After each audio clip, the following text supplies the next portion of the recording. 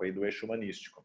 E será, então, uma fala sua a respeito desse tema em torno de 25, 30 minutos aí, tá? E daí, na sequência, eu transmito aqui para você, articulo aqui. É claro, você também pode ficar atento ali ao bate-papo ali do Zoom, mas eu faço essa articulação, então, das perguntas do pessoal que vão apresentar aqui, né, no bate-papo, né, para a gente interagir com eles. Afinal de contas, temos bastantes estudantes, sempre aí um número de 100 para cima, né, de estudantes que estão aí interagindo com a gente, né? Então, é uma forma também para a gente instigar mais, né, a partir dos nossos estudantes, o nosso debate aí. Tá? Sim. Pode ser? Tranquilo? Sossegadíssimo, tranquilíssimo. Beleza.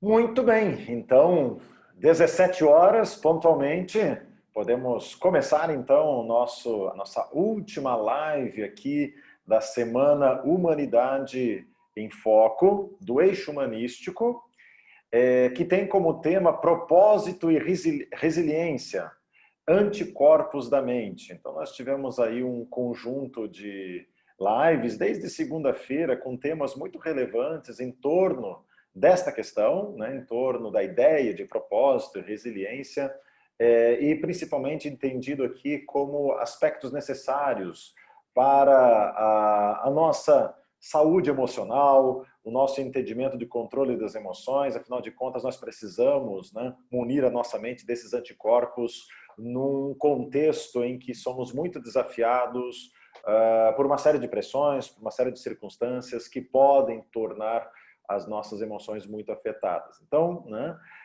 como diz aqui a Ingrid, né, que pena que é a última, mas isso quer dizer, então, né, que foi muito proveitoso, né, Ingrid? Nós agradecemos demasiadamente aí a participação de tantos estudantes, né, sempre uma média muito boa aí, de participantes. E hoje, para fechar, então, né, o nosso ciclo de lives aí da semana, tenho aqui, né, a honra de apresentar para vocês, né, o meu colega de longa data, Júlio Luckmann, né? Nós fizemos parte da graduação juntos, lá no finzinho da década de 90, né? Já se foram mais de 20 anos, né, Júlio? Né? Como a gente não é à toa que vai mudando a coloração do cabelo, ou no meu caso, só da barba, né? Porque nem cabelo já mais possuo, né? Enfim, a vida... Eu te conheci com cabelo.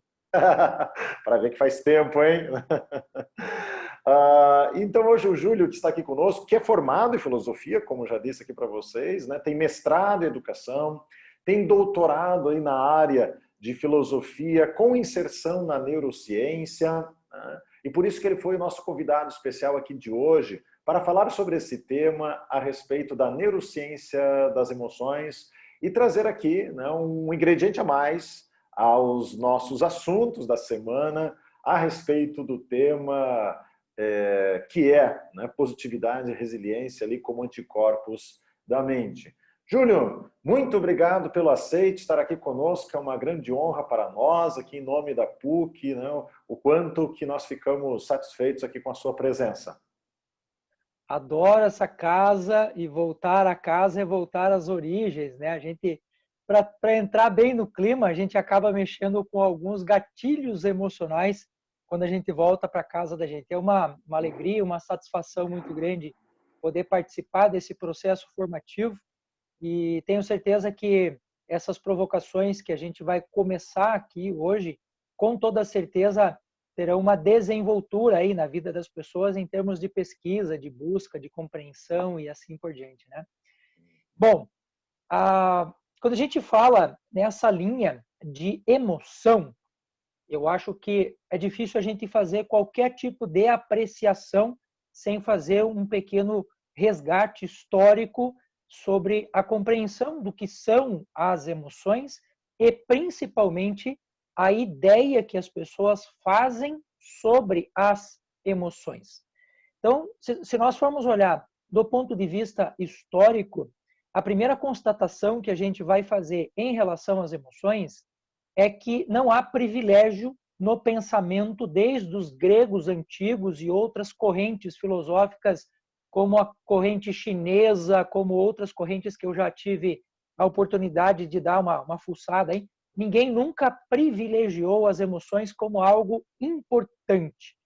Apenas a título de compreensão, para vocês terem uma ideia de como é que isso funciona, Platão, em seus escritos, quando vai se referir às emoções ou vai se referir às paixões, existe aí uma discussão interessante sobre isso, ele vai usar o termo grego pathos, para dar origem à palavra paixão, por exemplo, que é o mesmo radical que você vai encontrar na palavra patologia.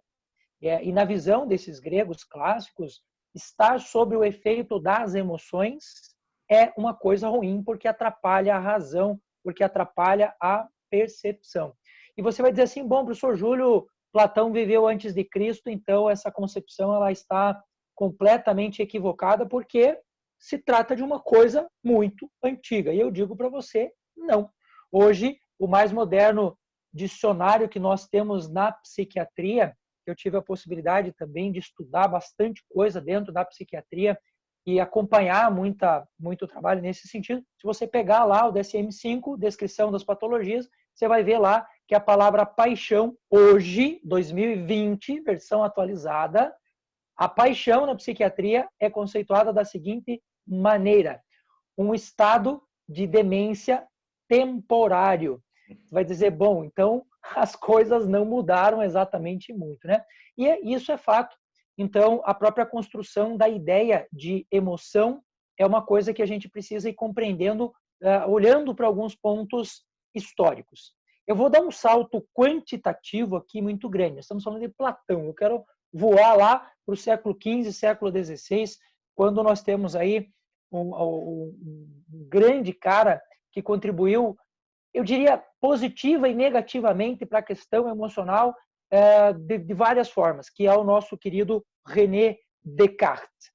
Para quem não é da filosofia, eu imagino que várias pessoas que estão assistindo essa live hoje não sejam, né, do curso da filosofia, sejam de outras áreas. O Descartes contribuiu profundamente para o início de um movimento que deu origem ao que nós conhecemos hoje como ciência moderna, método cartesiano e assim por diante. Mas do ponto de vista da emoção, ele não foi exatamente um cara muito legal. Por quê? Porque quando ele faz a cisão entre a resistência e a res cogitas, né, o corpo que pensa e o corpo físico, a extensão, aquela coisa toda, ele vai fazer uma classificação entre razão e emoção e vai causar uma cisão, ele vai provocar uma cisão, uma separação, e o Descartes vai colocar a emoção e a razão em níveis que não correspondem ao que hoje nós, na neurociência, consideramos como ideal. Ele vai dizer que a razão tem muito mais privilégio sobre a emoção e assim por diante, e é isso que dá origem, por exemplo, a uma das literaturas mais lidas dentro da neurociência da emoção, que é de um pensador português, que hoje está radicado nos Estados Unidos, e ele escreve este livro chamado O Erro de Descartes. E esse cara é chamado Antônio Damasio. Antônio Damasio é um dos neurocientistas mais conhecidos hoje, né? Bom, o primeiro cara que vai, de alguma forma, chamar atenção para essa ideia de que emoção e razão não estão tão desproporcionais assim, é um cara chamado Baruch Spinoza. O Spinoza, ele veio logo após Descartes e ele vai dizer o seguinte, ele vai chamar essa coisa que, inclusive, nós, ainda hoje, na neurociência e na neuropsicologia, chamamos de funções, as nossas funções, que são divididas em três, né? Função cognitiva, função executiva e função conativa. Então, o Spinoza vai chamar de conatos, ele vai dizer que isso é energia, que isso é vida, que isso é movimento. E uma das coisas que o Spinoza faz e que contribui fortemente para a gente compreender as emoções é que ele vai dizer o seguinte: moçada, talvez esse negócio aí de desequilíbrio entre razão e emoção não seja bem assim não, hein? Talvez razão e emoção estão ali pau a pau disputando espaço para ver, né, quem é que está no privilégio em determinados momentos. Então, o Spinoza ele contribui muito para isso. Um outro cara dentro da própria filosofia que vai escrever um texto muito legal, e vocês vão encontrar muito disso num filósofo que é inglês, que é o cara que eu estudo nas emoções, um sujeito chamado Robert Solomon, e que escreve esse livro chamado Fiéis às Nossas Emoções, ou Fiéis às Nossas Emoções, e o que elas realmente querem dizer. É um filósofo inglês, e ele vai dizer o seguinte: o David Hume escreve um texto simples, rápido de ler, muito legal, que diz, o título do texto é assim: A Razão Escrava das Paixões. E ele é o primeiro cara na história a propor a ideia de que talvez as emoções tenham um poder maior sobre a nossa razão do que nós imaginamos. E é claro, a partir daí também nós tivemos o surgimento de outras áreas do conhecimento que contribuíram fortemente para a compreensão das emoções, mas antes de chegarmos a essas áreas mais recentes, eu ainda quero citar um livro de um cara que não tinha nada a ver com a filosofia, aparentemente, e ele escreve a partir da biologia um ponto de vista que para a época foi extremamente revolucionário, que é o nosso querido Charles Darwin. Darwin escreve um livrinho que para a época foi muitíssimo polêmico, e esse livro foi escrito em 1872, ele se chama A Expressão das Emoções no Homem e nos Animais. Vale a pena ler, é um livro muito legal.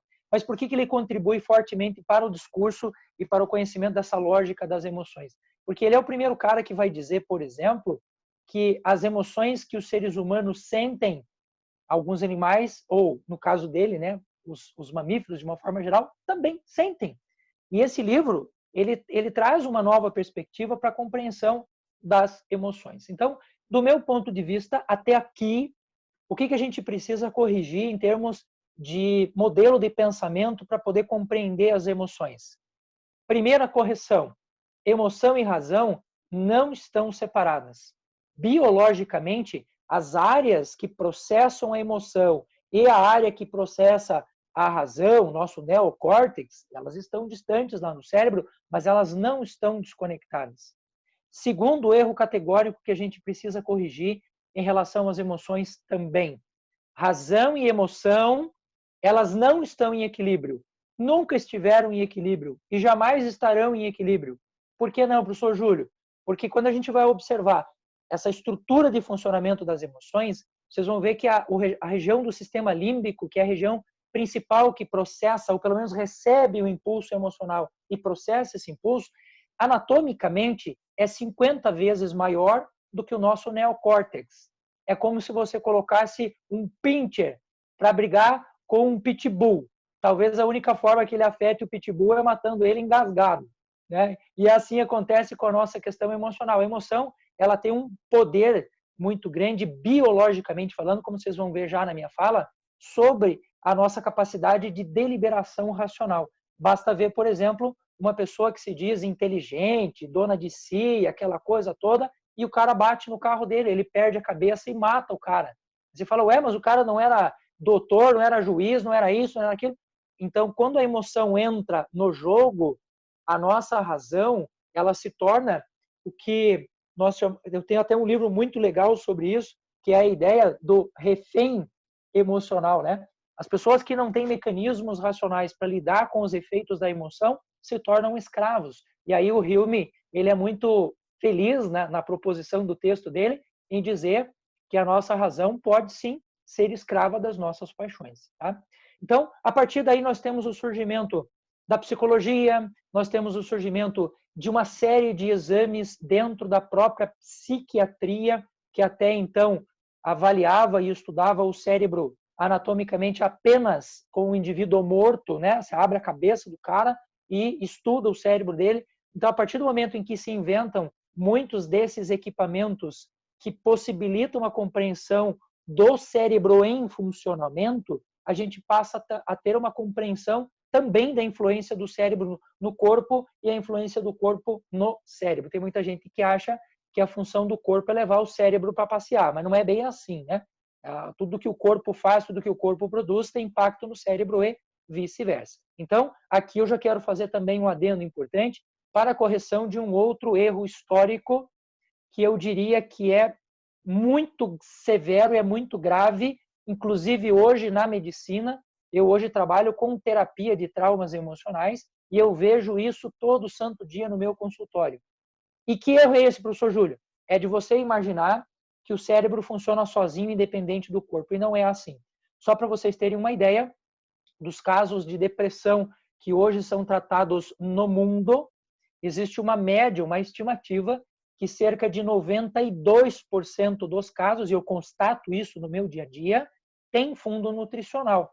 Essa é uma das coisas, por exemplo, que me impulsionou em fazer uma especialização na área de nutrologia. Hoje eu sou graduando em nutrição. Veja só, voltei para o banco escolar porque eu precisava entender um pouco mais isso, eu queria entender um pouco mais isso, então eu estou lá baixando a cabeça nos livros para entender esta lógica. Então, a parte fisiológica hoje no tratamento de traumas emocionais é a primeira coisa que eu faço.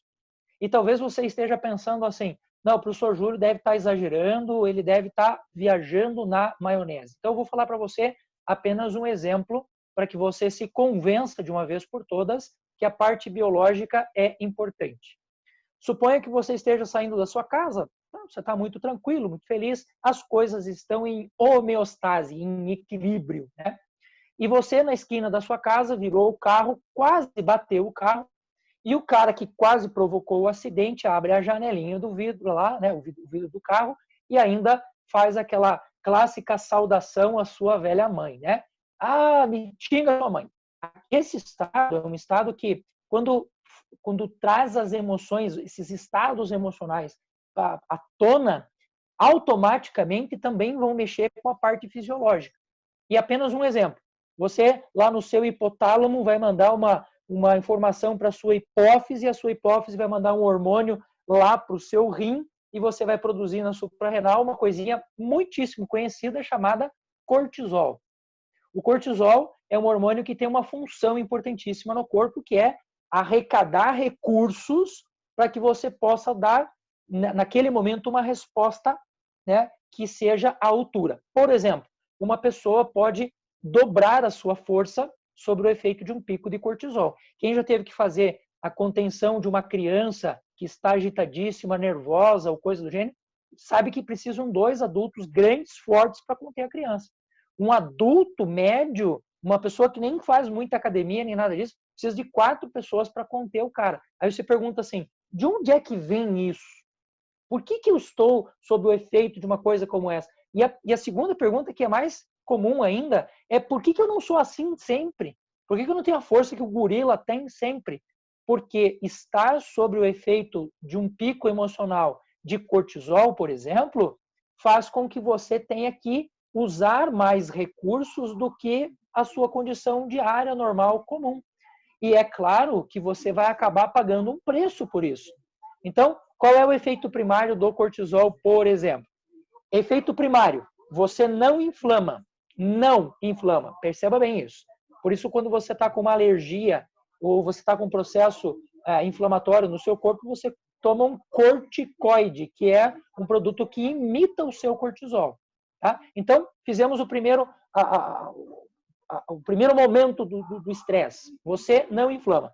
Segundo, no processo primário do cortisol, você tem uma hipercontração. Veja que quando eu falei para você processo primário, você provavelmente já deve ter deduzido sozinho que deve existir um processo secundário. Pois é, o acesso primário, contração, hipercontração, não inflamação, super força, aquela coisa toda.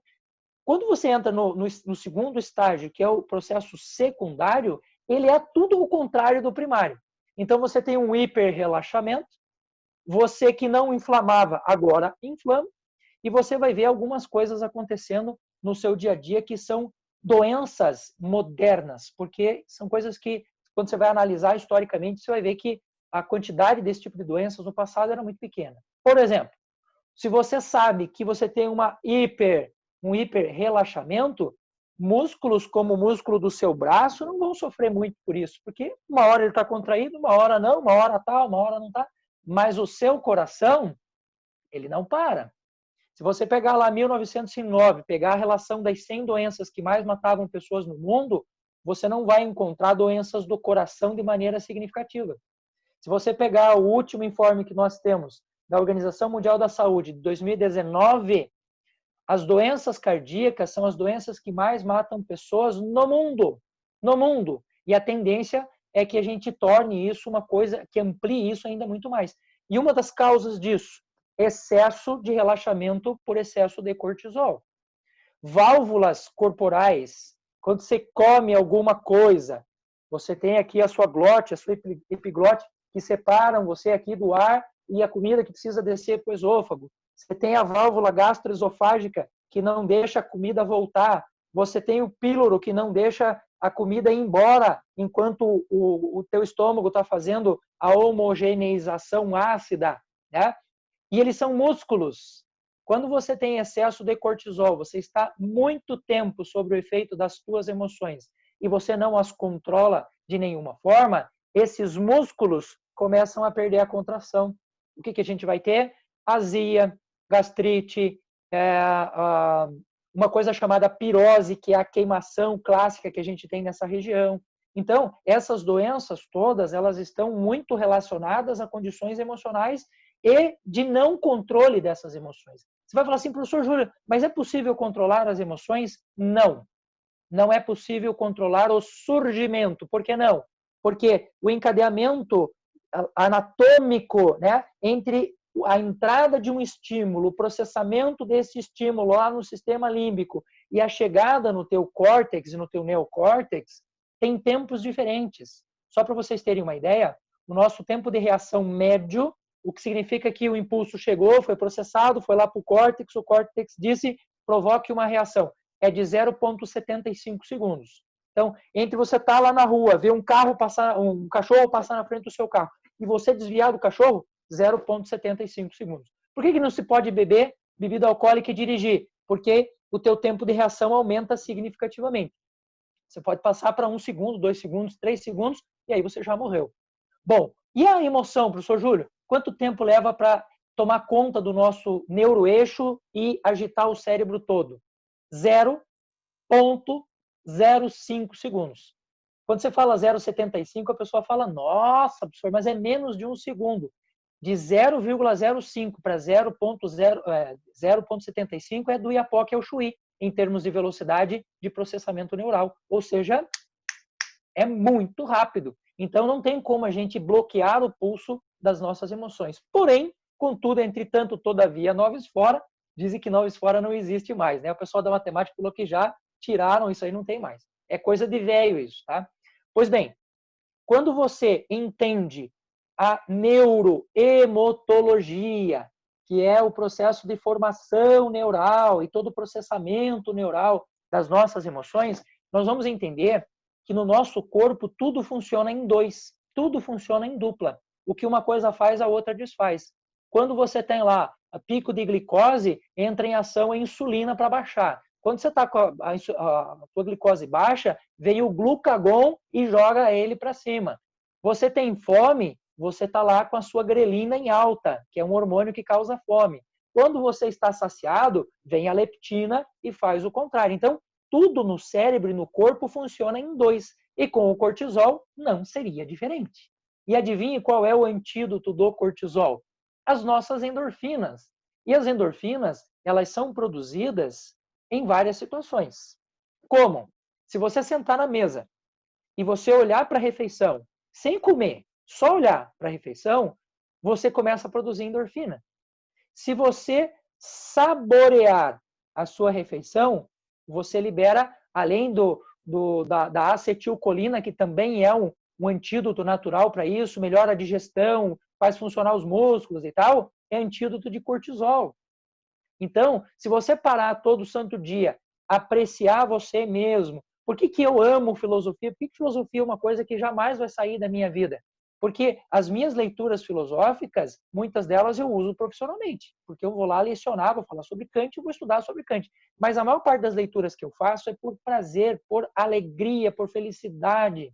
A mesma coisa, a arte, eu estava conversando com o Kleber agora, o professor Kleber, que gosta de brincar com teclado. Eu gosto de brincar com música, eu gosto de brincar com o meu acordeon. Por quê? Por puro prazer. Porque prazer é antídoto para cortisol. Então, a neurociência hoje, ela está muito voltada para a compreensão não só do funcionamento das emoções, mas para a compreensão de como nós podemos reverter alguns desses processos. Como assim reverter, professor Júlio? É muito simples. A ação primária do cortisol, você tem o pico ali de cortisol, assustou, respondeu àquela agressão, aquela coisa toda, em 10 minutos você começa a diminuir esse excesso de energia. Porém, esse gasto energético excessivo, esse processo inflamatório que faz parte do processo secundário, leva de 7 a 10 dias para voltar ao normal. Se você não entendeu, eu vou repetir para você. De 7 a 10 dias. 3 dias para inflamar, 5 dias para atingir o pico da inflamação, 7 dias para começar a diminuir a inflamação, 10 dias para você voltar ao normal. Agora, deixa eu perguntar uma coisinha para você. De 7 a 10 dias, porventura, você sofre picos sucessivos de estresse, de emoções que você não controla? Então, nós não conseguimos controlar o impulso, mas nós conseguimos controlar o pós-impulso, que são esses elementos que vêm depois. Então, quando eu sei que a endorfina é um bloqueador clássico para cortisol, eu sei que se eu fizer 10 minutos de carinho em mim mesmo todo dia e não deixar de cuidar do meu corpo, da minha alimentação, da minha vida, eu bloqueio essas coisas todas. Em 2017, nós tivemos um prêmio Nobel de Medicina que foi titulado a doutora Elizabeth Blackburn, 2017. E essa mulher ganhou o prêmio Nobel de Medicina por uma pesquisa que ela conduziu durante mais de 20 anos da vida dela e que começou a mostrar para as pessoas que o nosso cromossomo, lá, a nossa fita de DNA lá dentro do cromossomo, ela tem uma coisa chamada telômero. E o telômero é o nosso relógio biológico. Se você fosse olhar a fita de DNA como se fosse o cadarço de um tênis, imagine que a pontinha do cadarço, que tem aquele plástico enrolado para não desfiar o cadarço, aquilo ali é o telômero. É o que permite o DNA ser o que ele é e a célula fazer as suas divisões celulares e assim por diante. E ela mostrou que a nossa programação genética é para mais ou menos algo perto de 124 anos de vida. O ser humano, se fizesse tudo o que tem que fazer, usasse as suas reservas a seu favor, cuidasse da vida do jeito que tem que fazer, ele chegaria facilmente a 100 anos, sem a menor sombra de dúvida. O que acontece, no entanto? Aí eu quero, para fechar a minha fala, trazer aqui um último contexto interessante, que eu diria que também é um erro clássico e categórico em relação às emoções, que é imaginar que emoção é apenas uma coisa puramente subjetiva. Então, quando alguém fala, o que você pensa quando você pensa em emoção? A pessoa fala, amor, carinho, tristeza, tudo bem? Essas coisas têm uma parte subjetiva e existe um modelo mental muito bem trabalhado pela filosofia, muito bem trabalhado pela psicologia e as áreas cognitivas que se dedicam a isto. Porém, quando você está triste, tem uma parte do seu corpo que também estará tendo ali o que o nosso Antônio Damasio chama de marcador somático, ou seja, aquela emoção ela deixa um rastro no seu corpo. E esse rastro, se não for corrigido, ele vai ter impacto a longo prazo em você em termos de saúde. Exemplo, são raríssimas as pessoas que vivem uma vida muito agitada, muito nervosa, muito brava, não sei o quê, que passam dos 70 anos sem danos cognitivos ou com processos neurodegenerativos. Por quê? Porque o cortisol ele é neurodegenerativo a longo prazo. Ele calcifica a hipófise não produz mais os hormônios que precisa, o corpo entra em decadência e o sujeito, quando chega aos 70, chega se arrastando. Gente, de 70 anos, a gente hoje considera 70 anos uma pessoa de idade. Se você parar para pensar na pesquisa da doutora Elizabeth Blackburn, o cara teria mais 50 anos pela frente, ele teria quase o dobro disso ainda, né? Ou seja, ele viveu 70, mas ele poderia viver mais um tanto desse, ele poderia dobrar esse tempo. Mas, quando a gente não dá conta desse processo emocional, é claro, isso acaba queimando as nossas reservas e, apenas a título de exemplo, uma pessoa sob o efeito de cortisol, num processo constante e contínuo, até os seus 30 anos, lá no pâncreas, ele tem umas células chamadas ilhotas de Langham, que produzem a insulina e produzem o glucagon. os dois hormônios que fazem o controle da glicose. Só que a quantidade de células e a quantidade de ilhotas que você tem lá no seu pâncreas funciona da mesma forma que os óvulos nas mulheres. Você já nasce com uma quantidade pré-determinada, você não nasce com mais. Então, aos 20 anos, quando o cara se arrebenta de tomar cachaça achando que é lindo, ele vara à noite sem dormir achando que aquilo é curtir a vida, e assim, ele não vai sentir isso. Porque aos 20 ele tem sobrando, ele tem reserva técnica. Agora pergunta para o professor Kleber e pergunta para mim, que já passamos dos 40, se não faz falta. E não tem mais o que fazer. Se você desenvolver uma diabetes do tipo 2 por excesso de cortisol, por excesso de estresse, aos 40 anos não tem mais o que fazer. Graças a Deus, o Kleber e eu sei, somos calmos e tranquilos, então temos muita coisa para queimar ainda, né, professor? Mas, é claro, isso acaba cobrando um preço. Então, para finalizar minha fala e também não entrar demais, né, na questão do tempo aí, eu diria que as pessoas precisam desvencilhar de alguns desses erros categóricos que se cometem em relação às nossas emoções. E eu diria que esses erros, como esse erro de separar o biológico daquilo que é subjetivo, ou nem dar atenção ao subjetivo, tenho certeza que muitos de vocês que estão me ouvindo agora vão concordar que levar um homem de 40, 50, 60, 70 anos para terapia, para a psiquiatria, você tem que levar o cara quase arrastado. Aí você fala, por quê? Porque a construção da ideia de que estar sob efeito das emoções é igual a fraqueza faz com que esse cara não aceite ajuda. Isso é uma tremenda de uma besteira. Isso é idiotice pura. Por quê? Porque quando você vai observar o que o filósofo faz, o que o psicólogo faz, o que essa galera faz em termos de compreensão de mundo, de leitura de mundo, você vai ver que isso é libertador. Você nunca mais sai disso. Pergunte para um filósofo para você ver se ele quer mudar de profissão. Você vai ver que isso é empolgante. Mesmo que você vá fazer outra coisa na vida e você não viva mais de filosofia, o cara não abandona nunca mais. Por quê? Porque isso é libertador. Então, essa parte subjetiva é uma parte interessante, né? E eu falei homem aqui, e eu estou falando de gênero, tá? Porque as mulheres são muito mais suscetíveis à parte terapêutica do que os homens. Só para vocês terem uma ideia, no meu canal lá do YouTube, que eu falo sobre emoções, 88% dos meus seguidores são mulheres. E são mulheres na faixa até mais ou menos 50 anos de idade. Então, quer dizer, as gerações mais antigas têm mais dificuldade de aceitar ajuda, de mudar os modelos de pensamento, de pensar diferente, de fazer diferente.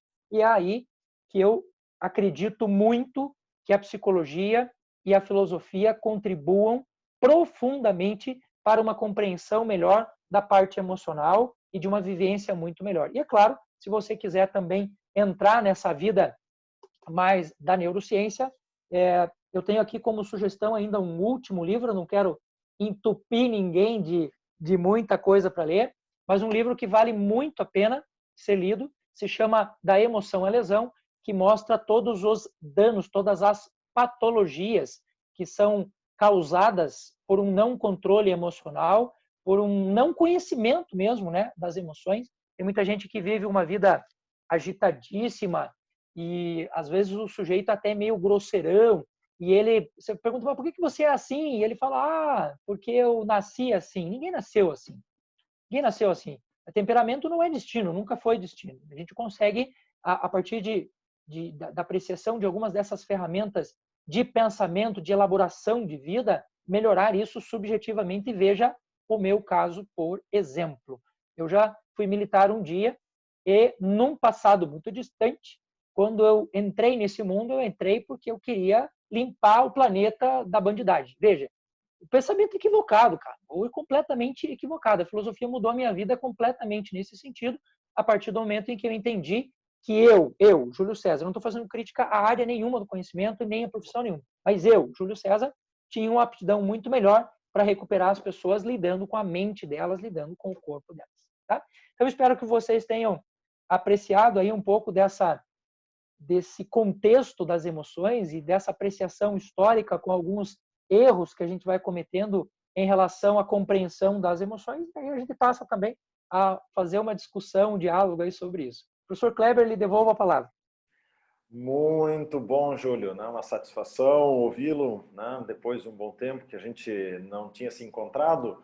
E muito também contente pelo, né, o quanto você adentrou numa área que realmente ela é muito, enfim, premente, né, no período que estamos, no momento que estamos, porque você falou, né, sobre essa questão dos picos das emoções que nós temos, essa liberação de cortisol, que leva a uma série de alterações no nosso organismo. Então, do ponto de vista das emoções para, né, o somato, né, então nós começamos a somatizar uma série, né, de questões que vêm dessa dimensão emocional. Numa época de savana, onde você, né, ficava tempo para levar um susto de um predador, onde você se cuidava muito mais, né, esses picos eram muito menores. Num contexto onde você tem que se desviar de carros, onde você, né, tem que cuidar de um possível ameaça de assalto, coisa do gênero, os picos, né, eles se tornam cada vez mais intensos onde nós estamos, né? Então, uma pergunta, né?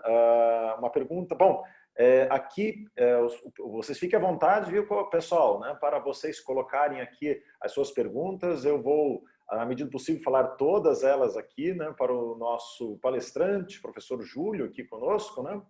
Mas eu tenho uma pergunta. Hoje nós temos um outro estímulo muito forte, constantemente, das nossas emoções, que normalmente a gente não fica afastado mais do que 1 metro, né?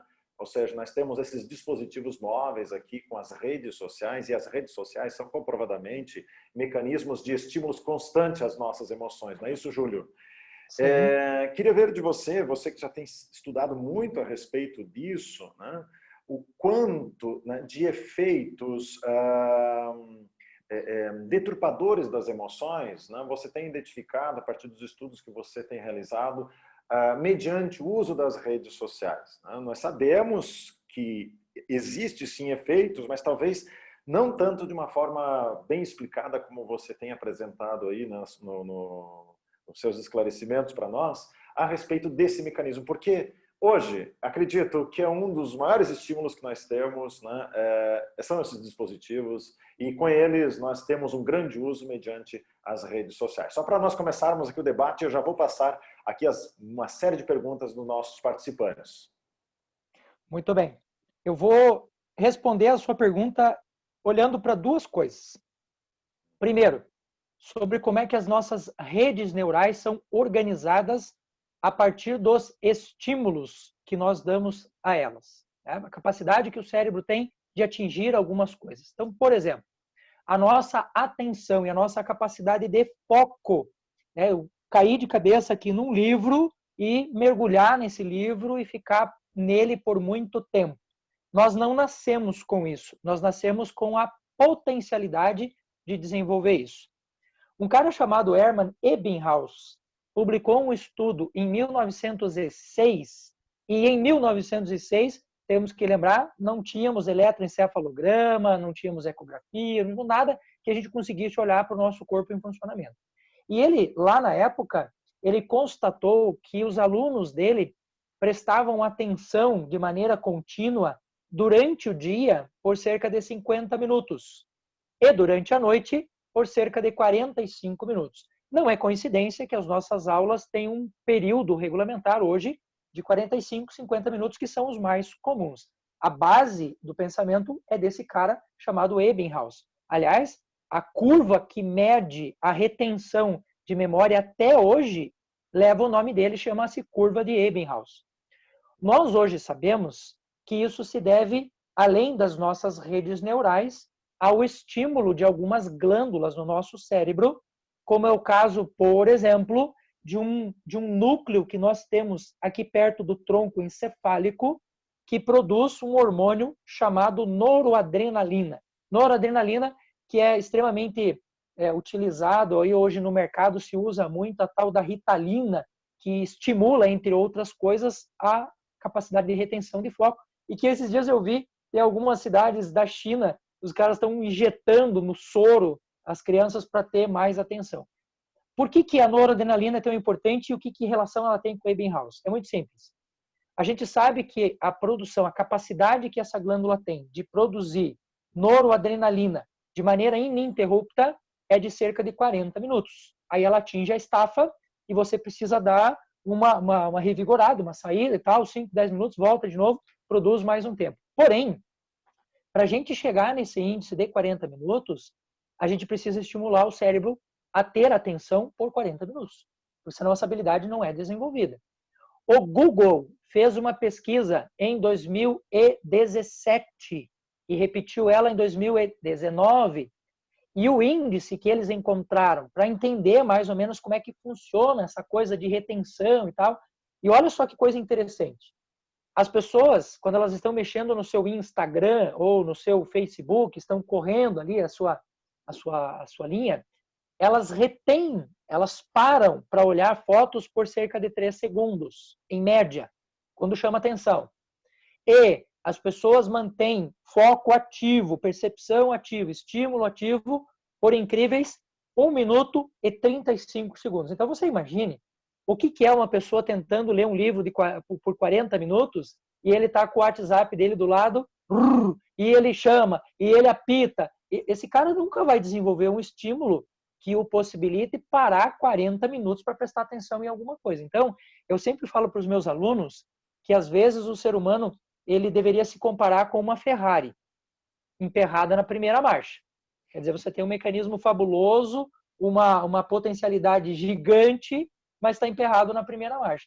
Então, inclusive eu fiz um vídeo lá no meu canal. Se você me permite, professor, posso falar o nome do canal? E, inclusive, eu ia pedir isso porque perguntaram isso aqui para mim. A Anaísa perguntou qual é o nome do seu canal. Fique à vontade. Se chama Ciência da Emoção. É bem fácil de lembrar. Lá no YouTube você vai me achar no Ciência da Emoção.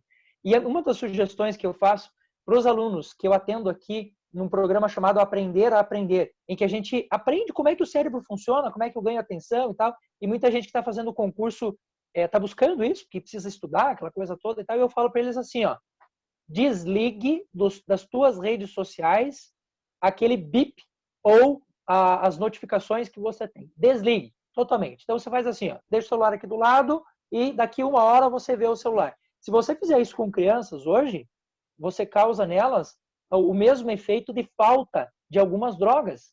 Nós temos hoje aqui, inclusive a PUC tem no hospital psiquiátrico um estudo muito legal de desintoxicação da internet e das redes sociais, porque as pessoas elas têm efeitos muito parecidos. Então essa é a primeira coisa. Segunda coisa, essa puramente biológica. Apenas para vocês terem uma ideia, para você não ficar assim dizendo, o professor Júlio está viajando na maionese, tá? Eu tenho aqui um medidor de radiação. Ele mede voltagem por metro e ele mede radiação. Então eu estou mantendo ele longe aqui do celular, para você acompanhar comigo, que aqui em cima a voltagem está 0 e aqui embaixo a nossa radiação está 0 também. Eu estou falando com vocês no meu celular, tá? Olha aqui, ó.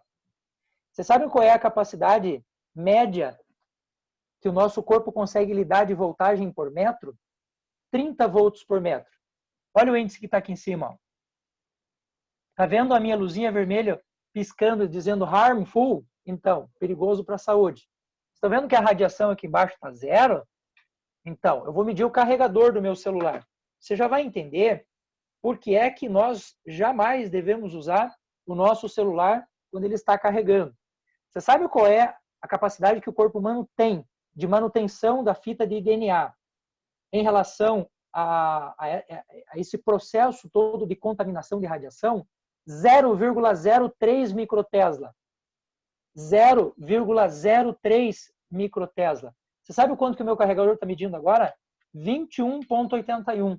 Então, como nós não temos sensores para medir isso no nosso corpo, professor, a gente não tem sensor como a gente tem para o calor, para a dor e assim por diante, nós levamos milhares de anos para desenvolver isso, as pessoas não sentem isso. E isso hoje, infelizmente, está tendo um impacto muito grande no sono, no processo de produção da acetilcolina, noradrenalina, GABA e assim por diante, que são hormônios importantes para a manutenção do processo de aprendizagem. Então tem um impacto gigantesco, sim. Oh, bacana, Júlio. Perfeito. Nossa, muito bem mesmo. Aqui, olha, só alguns comentários. A Annelise está dizendo, super aula, não dá tempo nem de piscar, né?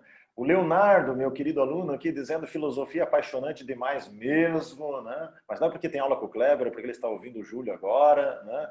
Aqui a Gabriela, não é por acaso que as mulheres vivem mais, né? O comentário, né, que você fez a respeito da busca por terapia, que é muito mais aberto às mulheres do que a nós homens.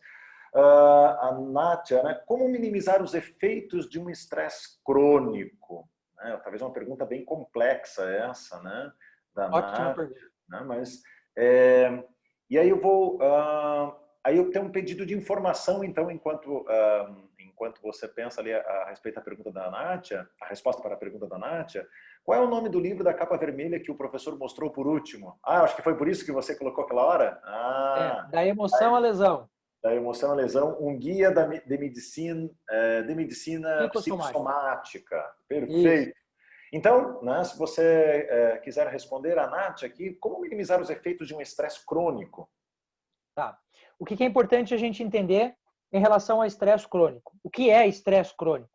O nosso corpo, a maquinaria toda nossa, ela é analógica. É como diz o professor Kleber, ela foi feita para a gente viver lá na savana, para a gente se defender do leão. Então, o que é o estresse? O estresse é um estado fisiológico e que também interfere na cognição, que faz com que a pessoa, ao invés de ter um leque de opções, ela cria o que a gente chama de hiperfoco. Para que a gente cria o hiperfoco? Imagine você na frente do leão e o leão está correndo para cima de você e você faz assim, ó. Deixa-me ver quais são as minhas opções. Você virou cocô de leão porque ele vai comer você. Então, a natureza nos dotou de um mecanismo maravilhoso que é o hiperfoco, ou seja, eu foco naquilo para que eu tenha que resolver aquilo e tal. Só que isso, na natureza, aconteceria com a gente eventualmente. Nós não estaríamos sob atenção o tempo todo. Então, o que o corpo faz? Cria comigo aqui uma imagem para você poder entender. Imagina aqui no centro uma usina hidroelétrica que produz X quilowatts e ela alimenta 4 cidades, pedagogicamente para a gente poder entender. Assim funciona o nosso processo emocional. Ele é essa usina. Essas cidades, elas vão tendo necessidades diferentes conforme a gente vai tendo também que resolver alguns problemas. Então, via de regra, o nosso corpo tem sim mecanismos para lidar com a sobrecarga. Então, a cidade A, que precisou de 50% da energia, a usina não vai produzir mais, ela vai redirecionar das outras. Então, houve uma sobrecarga, com o passar do tempo, o nosso corpo tende a retomar. Então, o que é uma coisa esporádica. Porém, como nós sabemos hoje que redes neurais que recebem estímulos de maneira constante e contínua tendem a se consolidar, se a pessoa passa por esse estresse por mais de 6 meses, por exemplo, 1 ano, isto que era esporádico passa a se tornar a regra. Por isso, quando a gente fala em estresse crônico, nós estamos falando de uma patologia. O estresse não é uma patologia. O estresse é uma coisa, uma condição natural do corpo. Mas quando você passa muito tempo no estresse, você passa a ter ali, sim, um problema. E aí, o que acontece? E aí tem um erro também que é muito categórico de acontecer hoje.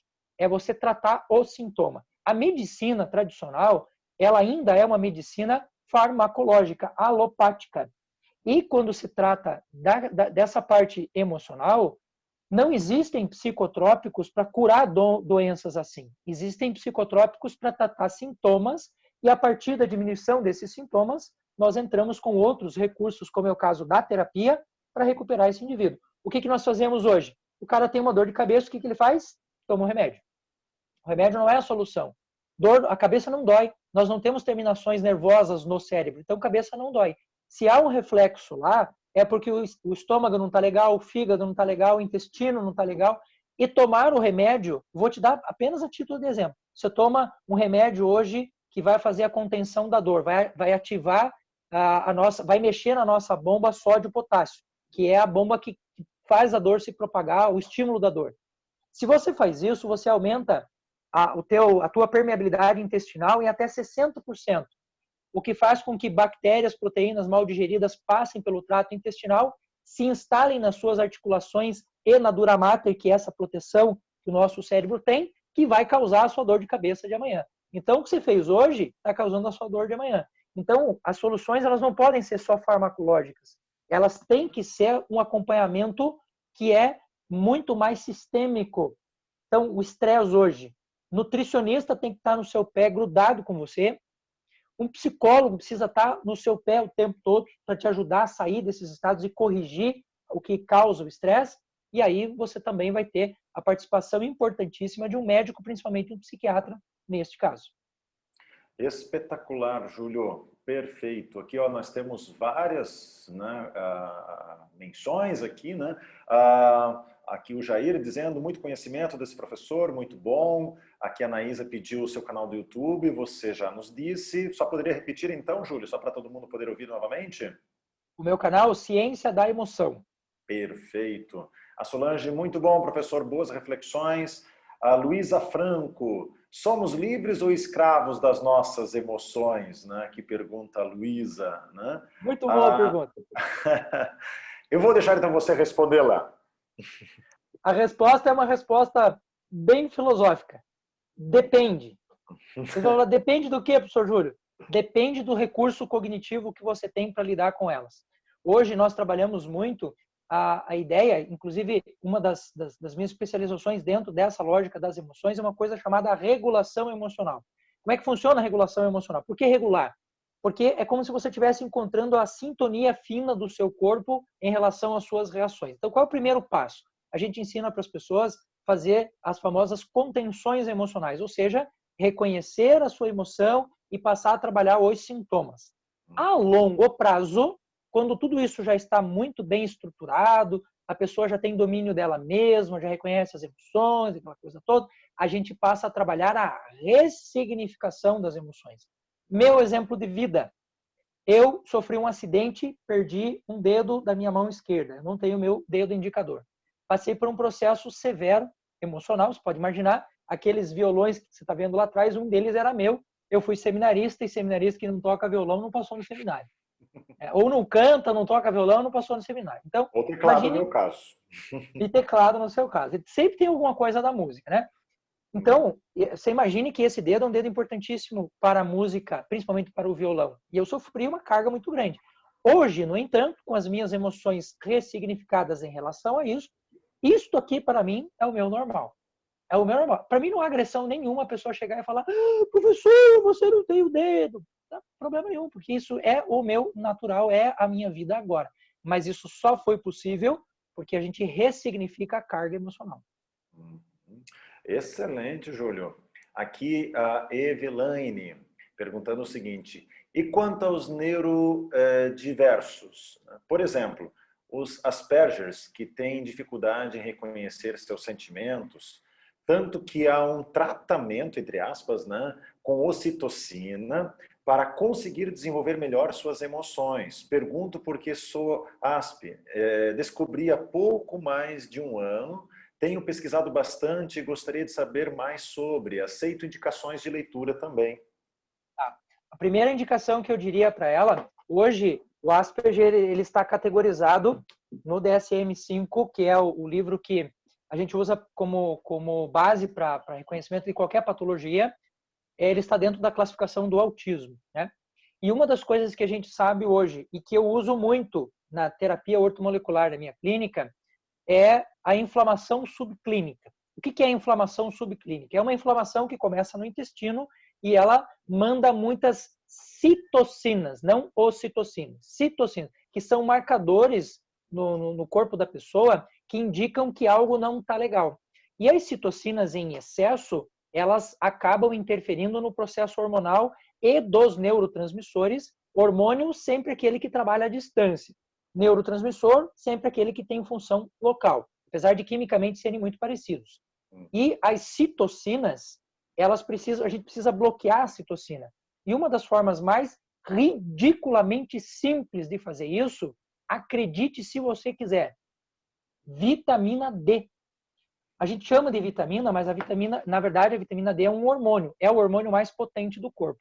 De novo, nós estamos no mundo moderno, achando que somos modernos, mas o nosso corpo é analógico. Como é que forma a vitamina D no nosso corpo? Você precisa de acúmulo de pelo menos 3 dias de uma coisa chamada 7-dehidrocolesterol, que é produzido na pele, não é produzido em nenhum outro lugar do corpo, e você precisa pegar incidência de raios UVB do sol para converter isso em colecalciferol, que é a vitamina D propriamente dita. O que nós fazemos hoje? Tomamos banho com água quente, clorada e por um tempo excessivamente grande. E para piorar, a gente ainda tem uma indústria farmacêutica que diz para as mulheres, mais para elas do que para os homens, que você tem que usar produtos abrasivos para deixar a sua pele linda e maravilhosa, e você todo dia está lavando o seu 7-hidrocolesterol.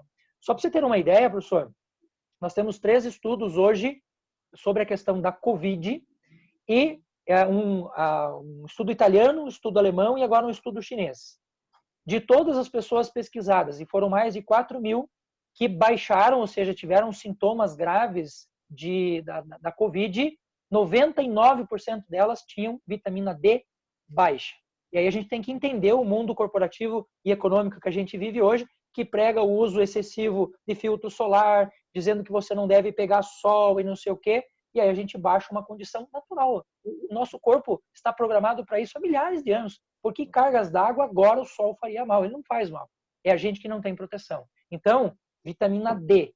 Vitamina D. Leia tudo sobre vitamina D. Inclusive esse livro especificamente, Altas Doses de Vitamina D. Uso muito na terapia ortomolecular. Show de bola, excelente. Né? Até sempre foi uma questão que me entregou bem essa, né? Como assim a gente não pode pegar sol? Né? Os nossos ancestrais sobreviveram como, afinal de contas? A diferença é que quando o sol ficava muito forte, eles iam para a sombra, só isso. Mas o sol da manhã, no início da manhã, que é o melhor sol, não é isso? E o sol aquele mais para o final da tarde, eles pegavam tranquilamente. Né? É uma questão muito interessante essa. Professor, deixa eu te fazer uma pergunta. Claro, claro. Aproveitar o embalo aqui do assunto, né? Sim. Você provavelmente deva conhecer pessoas com 90, 100, cento e poucos anos, certo? Uhum. Pergunta número 1. Que horas que esses caras vão para a cama? Já logo que escurece. Muito bem. O maior matador de telômero que existe no planeta hoje é a postergação do nosso horário para dormir.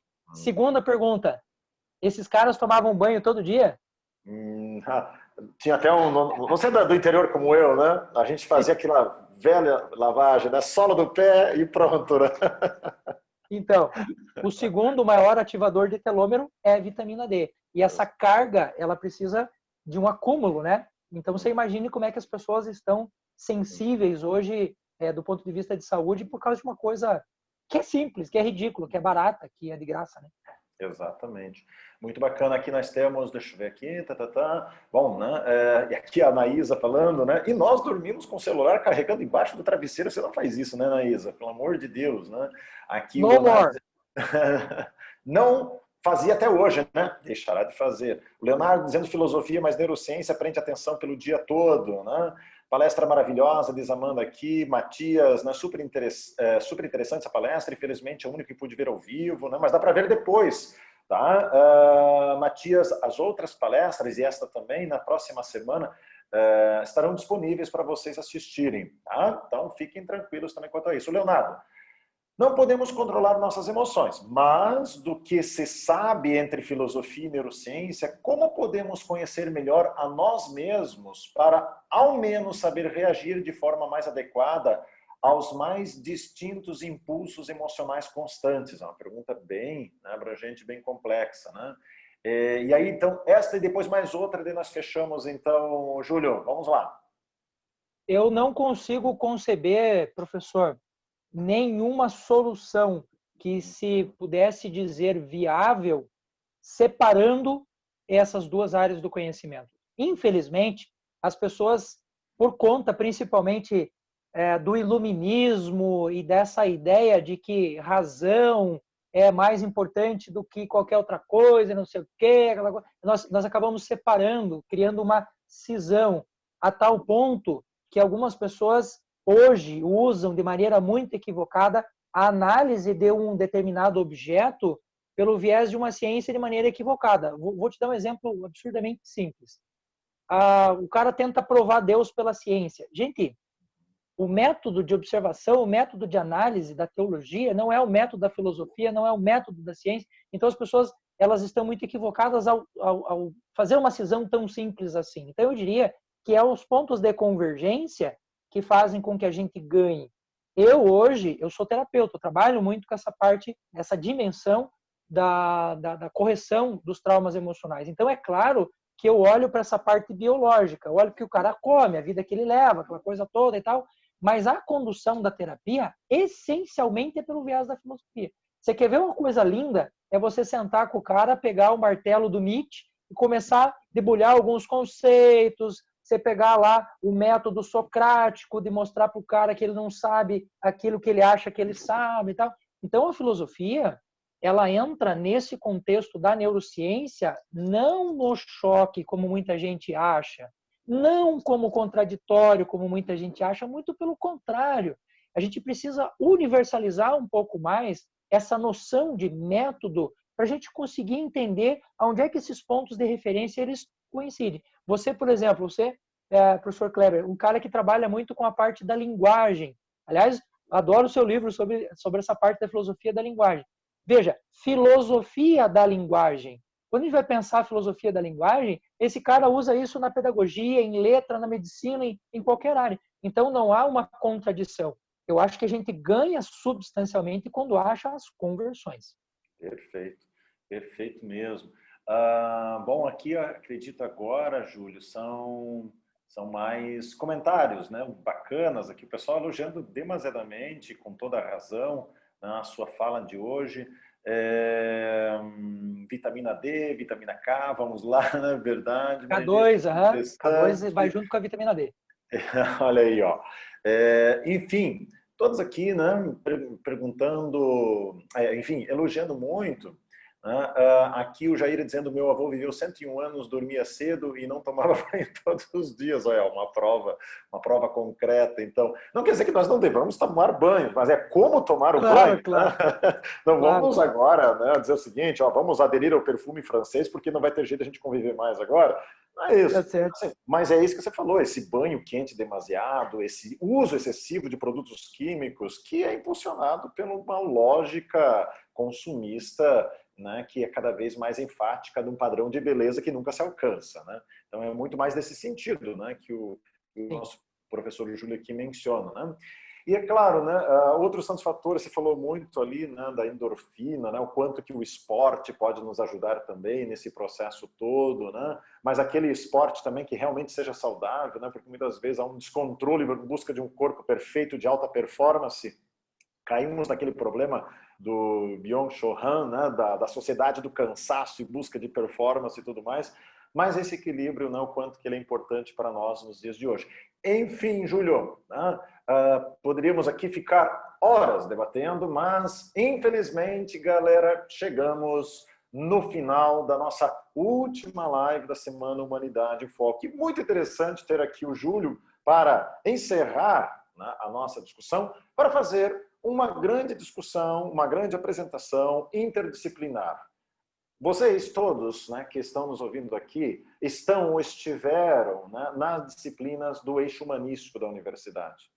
E a PUC, né, ao trazer essa formação de filosofia, de ética, de teologia e sociedade, depois com o projeto comunitário para todos vocês, não é pelo fato de, nós somos PUC, temos que colocar isso para ficarmos bem em termos de imagem. Não. É porque nós temos o convencimento, nós temos a convicção de que estudos da filosofia, e a ética está dentro da filosofia, da teologia, são fundamentais para qualquer área profissional, porque, né, são fundamentais para seres humanos, para pessoas. Então, independentemente da área profissional que você for atuar, né, esses estudos, estas abordagens que vocês estão tendo no eixo humanístico, elas são fundamentais para o seu desenvolvimento pessoal. Então, muito importante esse fechamento aqui, Júlio. Agradeço demasiadamente por você trazer a filosofia conectado a uma área hard da ciência, que é, né, a neurociência, e, enfim, as áreas próximas também da neurociência, para dizer o seguinte: você quer ser um bom profissional na administração, do direito, da engenharia, né, da educação, independentemente de qual profissional você queira ser, você tem que entender muito do ser humano. E para entender muito do ser humano, nós temos que ter essas referências da filosofia. E não é à toa que você muito bem disse, né, Júlio? Quem desta água bebe não tem mais volta. Né? Ou seja, né, quando a gente começa um curso de filosofia, adentrar na filosofia, estudar a filosofia, podemos até mudar as nossas atividades profissionais, podemos, enfim, ter várias outras atuações. Mas o deleite, no sentido de você ter esse encantamento com o discernimento que ela te produz, é impagável. Né? Você pode mudar a profissão, mas essa sua característica está ali. Então foi muito bacana ouvir isso. Muito bacana também, né, de ouvir de um colega, né, que nós estudamos juntos aí, né, Júlio? Então, para mim, uma grande satisfação. Em nome da PUC, queria agradecer enormemente, né, a sua participação aqui conosco, nós do Eixo Humanístico, professores, professoras, estudantes, todos nós agradecemos muito a sua participação aqui hoje conosco, tá? E aí eu deixo uma última palavra para você, então, Júlio. É uma alegria, uma felicidade muito grande.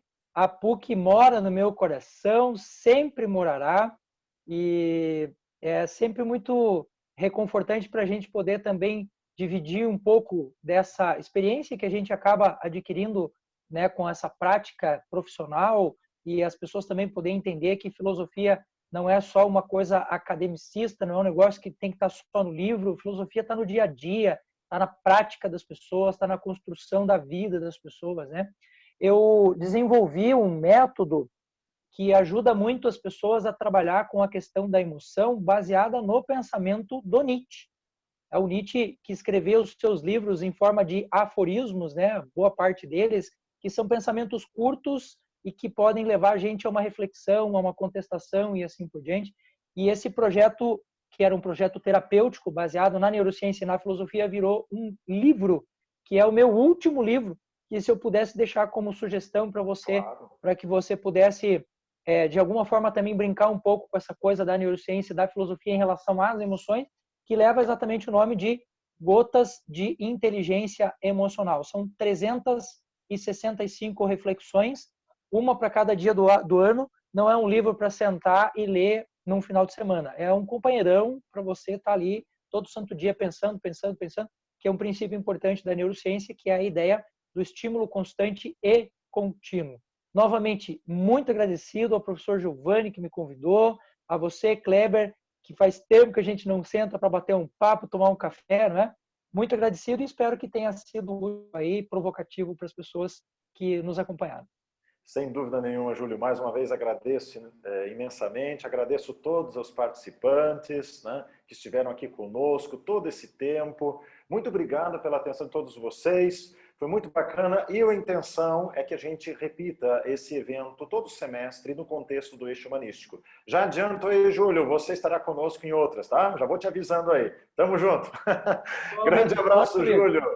Grande abraço a todo mundo. E aqui, então, encerramos a nossa Semana Humanidade em Foco, que estará disponível depois dessas lives, a partir da próxima semana, pelo Blackboard. Gente, um abraço para todo mundo, fiquem bem, né? E tudo de bom para vocês. Valeu, Júlio, grande abraço, até mais. Tchau, tchau.